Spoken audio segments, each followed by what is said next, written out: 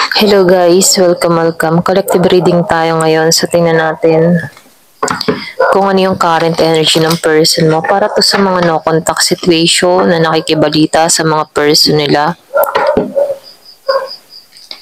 Be open-minded po, hindi po halos lahat makaresonate. Thank you nga po pala sa mga nagsusubscribe, sa mga bumabalik. Maraming pong salamat.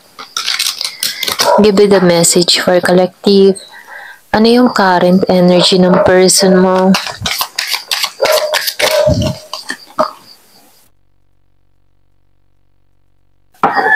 Give it a message. Ano yung current energy ng person mo?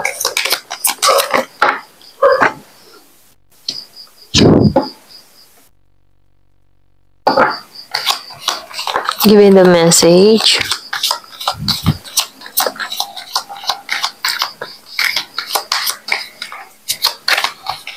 Malakas ang Virgo. Meron ding Taurus.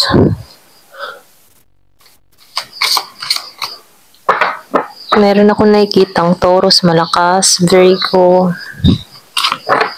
Meron ding Capricorn. Nakikitaan ko dito sa nakaraan, okay naman ang lahat. Balance kayo nagsasama. Kumbaga, meron kayong pagkakaintindihan, pagkakaunawan. Kaya lang, meron ditong pangyayari na kung saan pwedeng meron ka ditong tao na nakukulangan, naghanap.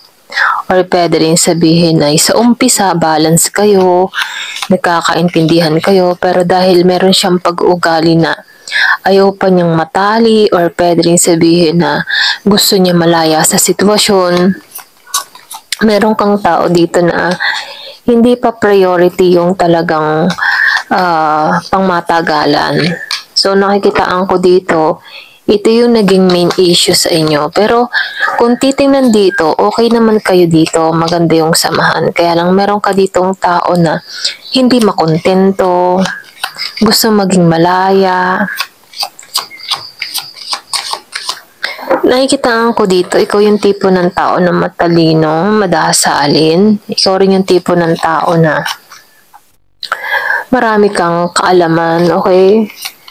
So, nakikitaan ko dito, ikaw lagi yung umunawa sa taong ito. Hinayaan mo siya, inunawa mo siya sa sitwasyong kinakaharap niya dito. Ikaw yung bumabalanse sa lahat. Kumbaga, nakikitaan ko dito, ikaw yung more na nag-a-adjust dito sa connection na to. So, hindi inaasahan itong tao mo. Ay talagang may pagka-childish. So, nakikitaan ko dito, ikaw yung pinaka-matured.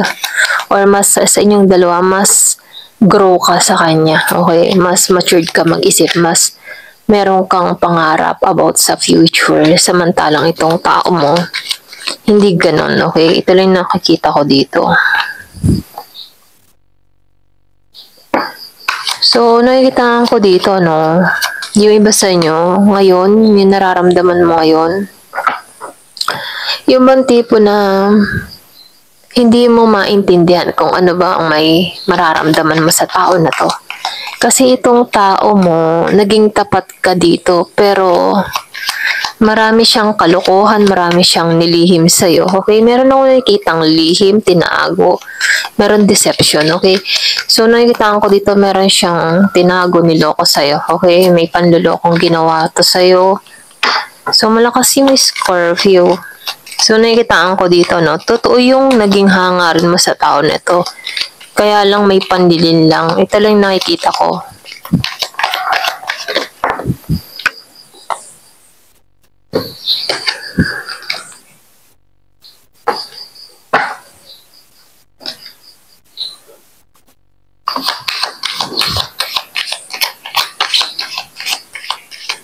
So, nakikitaan ko dito, sa near future, yung iba sa inyo, nakikitaan ko dito na alam mo yung tipo na open ka pa rin magmahal. Okay? Kumbaga susubo ka or susugal ka or umaasa ka pa rin na Meron papasok sa buhay mo. Kumbaga, hindi mo sinasarhan yung harang mo. Yung iba ha. So, meron akong nakitang Aries, merong Leo, Sagittarius. Kumbaga, andun pa rin yung iyong pagiging positibo na meron at meron darating sa'yo, umaasa ka pa rin dito. Kung may yung bang tipo na ang energy mo, kung may darating man sa buhay ko, bubuksan ko pa rin yung puso ko. Ganon. So, yung bang tipong hindi ka naman nadala dito sa experience mo sa tao na to. Kasi dito, no, malawak yung pangunawa mo, matalino ka dito. So, nakikita ko rin dito yung iba sa inyo, kung darating man muli itong tao mo, nakikita ko dito na tatanggapin mo pa rin to. Yung iba, hindi halos lahat. Ayan. Malakas yung Sagittarius. Pwede rin sabihin kaya tatanggapin niya tong tao na to dahil mahal pa rin niya to. Ganon. Kaya lang dito, no, yung resolution dito or kung tatanggapin mo to, nakikitaan ko dito, hindi to balance, hindi to magbibigay ng tamang koneksyon. Or pwede rin sabihin, ganun pa rin yung pag-uugali nito. Kasi kinasanayan ka na nito ng ganun eh. Okay, kaya kung tatanggapin mo pa rin tong tao nito, nakikitaan ko dito na hindi balanse, hindi ka matagumpay dito. So, nakikitaan ko dito, talagang likas sa kanyang pag-uugali dito yung pagiging niyang paisi-isi. Kasi itong tao mo, masyado tong, alam mo yung tipong ayaw nitong magpatali. Gusto nito yung magiging siyang malaya. Gusto ng tao nito, mahilig to mag-party-party or mahilig tong magliwaliw, ganun. So, mahilig to sa kasiyahan. So, nakikitaan ko dito, kung meron kang anak sa tao na to, hindi to nagpaka mabuting ina or ama sa anak mo. Kasi itong taong ito ay sarili lang niya yung iniisip niya dito. Ito lang nakikita ko, no? Kaya dito, no, yung iba sa inyo, umaasa ka pa rin dito. Okay? Iba ha, yung iba ha. So, nakikitaan ko dito, yung kahihinatnan, no, hindi siya magiging balanse. So, nakikitaan ko dito, pwedeng mahila ka pa rin ito pababa. So, nakikitaan ko dito, hindi tagumpay. Lumalabas dito, hindi magiging maayos o matagumpay. Pwede ikaw, kaya mong umunawa, pero pagdating sa tao mo, ikaw lang yung mag-a-adjust, okay? Kasi itong tao mo, likas na sa kanya yung ganito eh. Pa-happy-happy, yung sarili lang iniisip, magpakasaya. Kapag umay na, tatanggalan ka na. Pag na-miss ka, babalik siya. So, nakikitaan ko dito yung pabalik-balik, okay? Babalik, aalis, babalik, aalis. Ganun yung energy ng tao mo. Give me the message.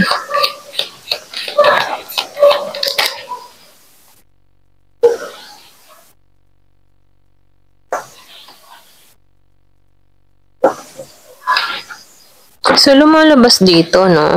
Meron kang ex dito na makikipag-ayos, yung iba sa inyo. Kaya lang meron lang ditong warning kung tatanggapin mo tong tao nito, siguraduhin mo yung energy niya ay tulad ng energy mo, okay? Pareho kayo nang hangarin kasi kung ikaw lamang yung bubuo sa connection nito, nakikitaan ko dito, pwede kang mahirapan sa sitwasyon. So, nakikitaan ko dito, yung energy. Meron kang tao na, childish. Gusto ng tao nito ng renewal sa'yo. May pangungumbinsi itong gagawin sa'yo. So, nakikitaan ko dito, no? Yung iba sa inyo, sarado yung intuition mo pagdating sa tao mo. Okay? Ito lang yung nakikita ko. Yung bang tipo na kahit alam mo may ganun siyang pag-uugali, na nangingibabaw sa iyong puso kaysa sa iyong isip. Malakas yung Pisces.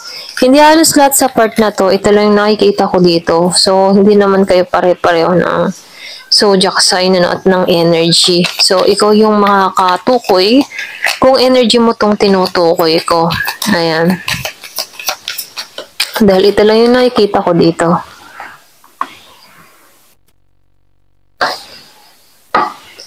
So, sinasabihan ka dito, no? Yung iba sa inyo, sa present moment, maayos naman ang kalagayan mo. Meron kang nare-receive, meron kang nakakamit na tagumpay. So, nakikitaan ko dito yung iba sa inyo, nagiging maayos ang kabuhayan, okay ang lahat. Kaya lang dito, no, pagdating naman sa iyong kita, trabaho, balance ka, madali naman sa'yo, bless ka, okay, sinswerte ka. Kaya lang pagdating dito sa tao mo, wala kang lakas ng loob para alisan to.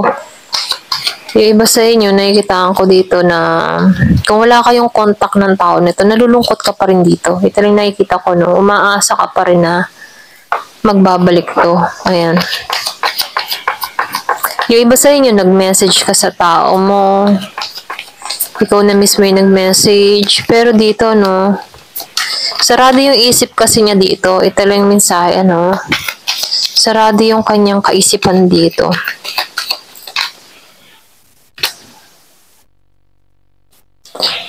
So, yung pinaka-advice sa'yo dito, trabahuin mo na lang muna yung sarili mo.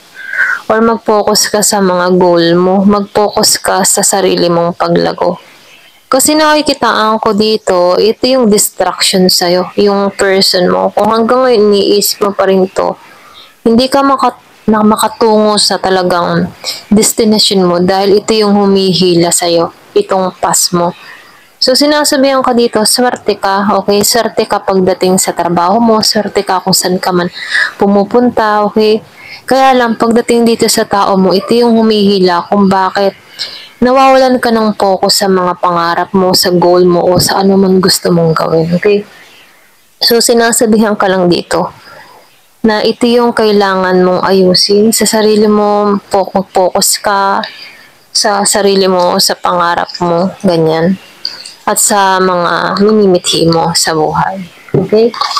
So, tingnan natin dito, no, kung ano pa yung mensahe sa'yo. Give me the message. Ano pa yung mensahe para dito?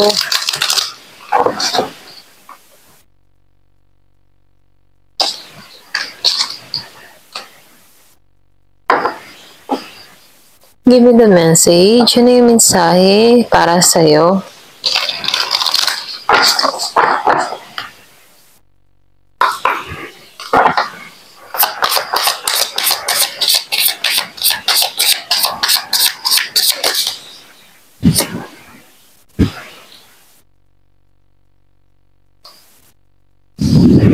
Nakikita ko dito yung posibilidad, okay? Meron ditong free spirit or pwede rin ikaw yung tipo ng tao na malaya kang gawin ang gusto mo, mahilig ka sa adventure, mahilig ka sumugal, okay? Mahilig ka sa'yo yun, mahilig ka sumugal. So, sinasabihan ka dito, no? Nakikita ko dito sa past, merong umalis, merong hindi nagpakatotoo. Parang bagang wala pang closure na nangyari sa inyo, nabitin ng koneksyon, merong nagput ng maskara. So, hanggang ngayon, ano, meron pa rin ditong conflict sa inyo, merong silent, walang imikan, walang salitaan, parang bato, walang reaksyon. So, nakikitaan ko dito, no, meron nag-silent treatment, meron nanahimik, merong di kumibo.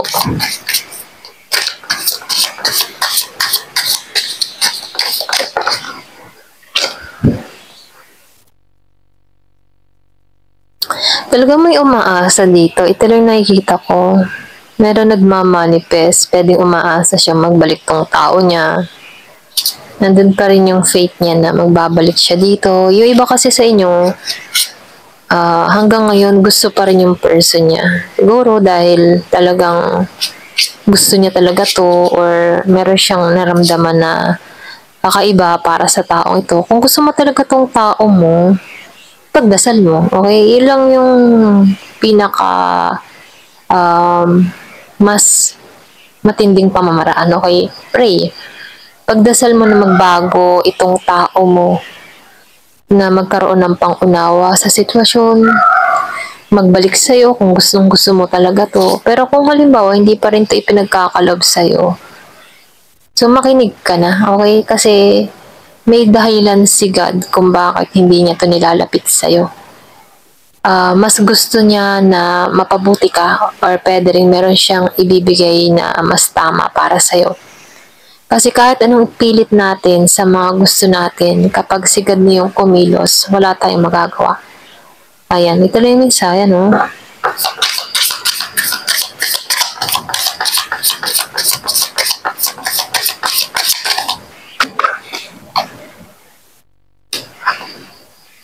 Marami tong sekreto, okay? May misteryo. So, nakikita ko dito, maraming lihim. Yung iba sa inyo, meron kang taong malihim, marami siyang sekreto.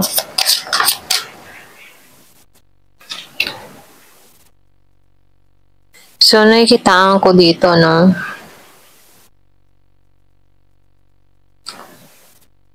So, nakikita ko dito yung solusyon. Kailangan magpakatotoo.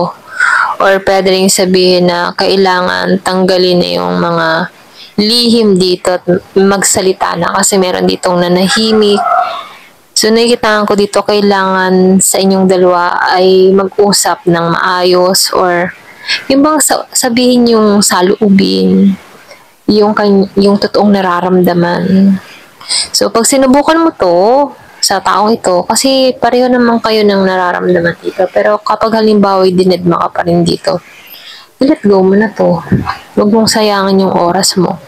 Kung ang taong kausap mo hindi rin marunong makipag-entertain sa'yo, okay? Ayan, ito lang yung mensahe sa'yo. Thank you for watching. Love and peace.